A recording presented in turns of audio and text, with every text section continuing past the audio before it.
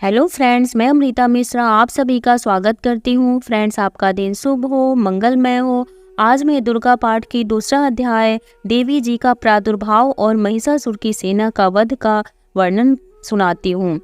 श्री मार्कंड जी बोले, पूर्व काल में देवताओं और असुरों में पूरे 100 वर्षों तक घोर संग्राम हुआ था। उसमें असुरों का स्वामी महिषासुर था और देवताओं के नायक इंद्र थे। उस युद्ध में देवताओं की सेना महाबली असुरों से परास्त हो गई। संपूर्ण देवताओं को जीतकर महिषासुर इंद्र बन बैठा। तब पराजित देवता प्रजापति ब्रह्मा जी को आगे करके उस स्थान पर गए जहां भगवान शंकर और विष्णु विराजमान थे। देवताओं ने महिषासुर के पराक्रम तथा अपनी पराजय का यथावत वृतांत उन दोनों देवेश्वरों से विस्तार पूर्वक कह सुनाया।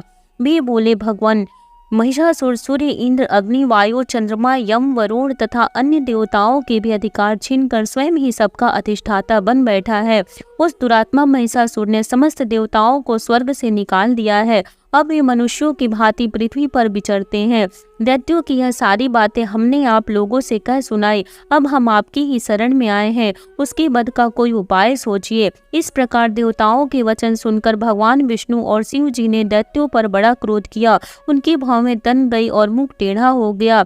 तब अत्यंत कोप से भरे हुए चक्रपाणी श्री विष्णु के मुख से एक महान तेज प्रकट हुआ। इसी प्रकार ब्रह्मा जी, शंकर जी तथा इंद्र आदि अन्य देवताओं के शरीर से भी बड़ा भारी तेज निकला। वह मिलकर एक हो गया। महान तेज का यह पुंज जलते हुए पर्वत सा जान पड़ा। देवताओं ने देखा, वहां उसकी ज्वालाएं संपूर्ण दिशाओं में व्याप्त हो रही थी। संपूर्ण देवताओं के शरीर से प्रकट हुए उस तेज की कहीं तुलना नहीं थी। एकत्रित होने पर वह एक नारी के रूप में परिणत हो गया और वह अपने प्रकाश से तीनों लोकों में व्याप्त जान पड़ा। भगवान शंकर का जो तेज था उससे उन देवी का मुख प्रकट हुआ। यमराज के तेज से उनके सिर में बाल उत्पन्न हुए। श्री विष्णु भगवान के तेज से उनकी भुजाएं उत्पन्न हुई। चंद्रमा के तेज से दोनों स्तनों का और इंद्र के तेज से कटी प्रदेश का प्रादुर्भाव हुआ। वरुण के तेज से जंघा और पिंडली तथा पृथ्वी के तेज से नितंब भाग हुआ। ब्रह्मा के तेज से दोनों चरण और सूर्य के तेज से उनकी उंगलियां उत्पन्न हुई। वसुओं के तेज से हाथों की उंगलियां और कुबेर के तेज से नासिका प्रकट हुई।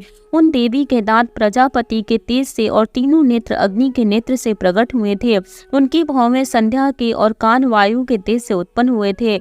इसी प्रकार अन्यान्य देवताओं के तेज से भी उन कल्याणमयी देवी का आविर्भाव हुआ। तदंतर समस्त देवताओं के तेज पुंज से प्रकट हुई देवी को देखकर महिषासुर के सताए हुए देवता बहुत प्रसन्न हुए। पिनाकधारी भगवान शंकर ने अपने शूल से एक शूल निकालकर उन्हें दिया। फिर भगवान विष्णु ने भी अपने चक्र से उत्पन्न करके भगवती को अर्पण किया। वरुण ने भी शंख भेंट किया। अग्नि ने उन्हें शक्ति दी और वायु ने धनुष तथा बाण से भरे हुए 2 तरकस प्रदान किए। सहस्त्र नेत्रों वाले देवराज इंद्र ने अपने ब्रज से ब्रज उत्पन्न करके दिया और ऐरावत हाथी से उतार कर एक घंटा भी प्रदान किया। यमराज ने काल दंड से दंड, वरुण ने पास, प्रजापति ने स्फटिक की माला तथा ब्रह्मा जी ने कमंडलू भेंट किया। सूर्य ने देवी के समस्त रोमकूपों में अपनी किरणों का तेज भर दिया। काल ने उन्हें चमकती हुई ढाल और तलवार दी। क्षीर सागर ने उज्जवल हार तथा कभी जीर्ण न होने वाले 2 दिव्य वस्त्र भेंट किए। साथ ही उन्होंने दिव्य चूड़ामणि, 2 कुंडल, कड़े, उज्जवल अर्ध, सब बाहुओं के लिए कियरु, दोनों चरणों के लिए निर्मल नुपुर, गले की सुंदर हसली और सब उंगलियों में पहनने के रत्नों की बनी अंगूठियां भी दी। विश्वकर्मा ने उन्हें अत्यंत निर्मल फरसा भेंट किया। साथ ही अनेक प्रकार के अस्त्र और अभेद कवच दिए। इनके सिवाय मस्तक और वक्षस्थल पर धारण करने के लिए कभी न मुरझाने वाले कमलों की मालाएं दी। जलधि ने उन्हें सुंदर कमल का फूल भेंट किया। हिमालय ने सवारी के लिए सिंह तथा भांति भांति के रत्न समर्पित किए। धनाक्ष कुबेर ने मधु से भरा पान पात्र दिया तथा संपूर्ण नागों के राजा शेष ने, जो इस पृथ्वी को धारण करते हैं, उन्हें बहुमूल्य मणियों से विभूषित नागहार भेंट किया। इसी प्रकार अन्य देवताओं ने भी आभूषण और अस्त्र शस्त्र देकर उन देवी का सम्मान किया। तत्पश्चात उन्होंने बारंबार अट्टहास पूर्वक उच्च स्वर से गर्जना की। उनके भयंकर नाद से संपूर्ण आकाश गूंज उठा। देवी का वह अत्यंत उच्च स्वर से किया हुआ नाद कहीं समा न सका। आकाश उनके सामने छोटा प्रतीत होने लगा। उससे बड़ी भयानक प्रतिध्वनि हुई, जिससे संपूर्ण विश्व में हलचल मच गई और समुद्र कांप उठा। पृथ्वी डोलने लगी और समस्त पर्वत हिलने लगे। उस समय देवताओं ने अत्यंत प्रसन्नता के साथ सिंहवाहिनी भवानी से कहा, देवी तुम्हारी जय हो। साथ ही महर्षियों ने भक्ति भाव से विनम्र होकर उनकी स्तुति की। संपूर्ण त्रिलोकी को क्षोभग्रस्त देख दैत्यगण अपनी समस्त सेना को कवच आदि से सुसज्जित कर हाथों में हथियार लेकर सहसा उठकर खड़े हो गए। उस समय महिषासुर ने बड़े क्रोध में आकर कहा, ओह यह क्या हो रहा है। फिर वह संपूर्ण असुरों से घिरकर उस सिंहनाद की ओर लक्ष्य करके दौड़ा और पहुंचकर उसने देवी को देखा, जो अपने प्रभाव से तीनों लोकों को प्रकाशित कर रही थी। उनके चरणों के भार से पृथ्वी दबी जा रही थी, माथे के मुकुट से आकाश में रेखा सी खींच रही थी तथा वे अपने धनुष की टंकार से सातों पातालों को क्षुब्ध कर देती थी। देवी अपनी हजारों भुजाओं से संपूर्ण दिशाओं को आच्छादित करके खड़ी थी। तदंतर उनके साथ दैत्यों का युद्ध छिड़ गया। नाना प्रकार के अस्त्र शस्त्रों के प्रहार से संपूर्ण दिशाएं चमकने लगी। चिक्षुर नामक महान असुर, जो महिषासुर का सेना नायक था, वह देवी के साथ युद्ध करने लगा। अन्य दैत्यों की चंगिनी सेना साथ लेकर चामर भी लड़ने लगा। 60,000 रथियों के साथ आकर उदग्र नामक महादैत्य ने लोहा लिया। 1 करोड़ रथियों के साथ लेकर महाहनु नामक दैत्य युद्ध करने लगा, जिनके रोए तलवार के समान तीखे थे। वह असीलोमा नाम का महादैत्य 5 करोड़ रथी सैनिकों सहित युद्ध में आ डटा। 60 लाख रथियों से घिरा हुआ वास्कल नामक दैत्य भी उस युद्ध भूमि में लड़ने लगा। परिवारित नामक राक्षस हाथी सवार और घुड़सवारों के अनेक दलों तथा 1 करोड़ रथियों की सेना लेकर युद्ध करने लगा। डाल नामक दैत्य 5 अरब रथियों से घिरकर लोहा लेने लगा। इसके अतिरिक्त और भी हजारों महादैत्य रथ, हाथी और घोड़ों की सेना के साथ लेकर वहां देवी के साथ युद्ध करने लगे। स्वयं महिषासुर उस रणभूमि में कोटि कोटि सहस्त्र रथ, हाथी और घोड़ों की सेना से घिरा खड़ा था।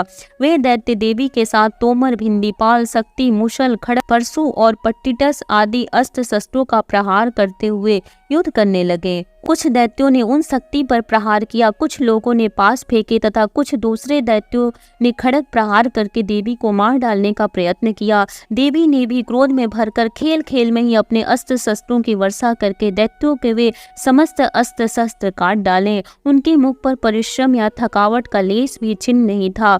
देवता और ऋषि उनकी स्तुति करते थे और वे भगवती परमेश्वरी दैत्यों के शरीरों पर अस्त्र शस्त्रों की वर्षा करती रहीं। देवी का वाहन सिंह भी क्रोध में भरकर अपनी गर्दन के बालों को हिलाता हुआ असुरों की सेना में इस प्रकार विचरने लगा, मानो वनों में दवानल फैल रहा हो। रणभूमि में दैत्यों के साथ युद्ध करती अंबिका देवी ने जितने निश्वास छोड़े, वे सभी तत्काल सैकड़ों हजारों गणों के रूप में प्रकट हो गए और परशु, भिंडीपाल, खड़ग तथा पट्टिस आदि अस्त्रों द्वारा असुरों का सामना करने लगी। देवी शक्ति से बढ़ते हुए वे गण असुरों का नाश करते हुए नगाड़ा और शंख आदि बाजे बजाने लगे। उस संग्राम महोत्सव में कितने ही गण मृदंग बजा रहे थे। तदंतर देवी ने त्रिशूल से, गदा से, शक्ति की वर्षा से और खड़ग आदि से सैकड़ों महादैत्यों का संहार कर डाला। कितनों को घंटे के भयंकर नाद से मूर्छित करके मार गिराया। बहुत से दैत्यों को पास से बांधकर धरती पर घसीटा। कितने ही दैत्य उनकी तीखी तलवार की मार से 2-2 टुकड़े हो गए। कितने ही मूषल की मार से अत्यंत आहत होकर रक्त बमन करने लगे। कुछ दैत्य सूल से छाती फट जाने के कारण पृथ्वी पर ढेर हो गए। उस रणांगण में बाण समूहों की वृष्टि से कितने ही असुरों की कमर टूट गई। बाज की तरह झपटने वाली देवी पीड़क दैत्यगण अपने प्राणों से हाथ धोने लगे। कईयों की बाहें छिन्न भिन्न हो गई, कितनों की गर्दनें कट गईं। कितने ही दैत्यों के मस्तक कट कट कर गिरने लगे।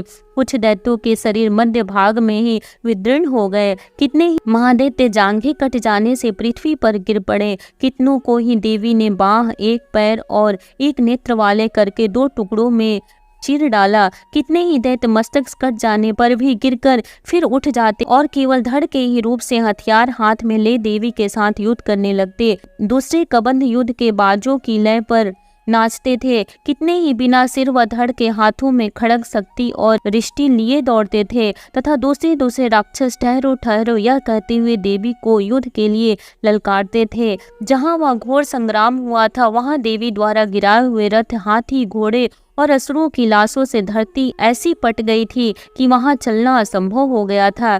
दैत्यों की सेना में हाथी, घोड़े और असुरों के शरीरों से इतनी अधिक मात्रा में रक्तपात हुआ था कि थोड़ी ही देर में वहां खून की बड़ी बड़ी नदियां बहने लगी। जगदम्बा ने दैत्यों की विशाल सेना को क्षण भर में नष्ट कर दिया।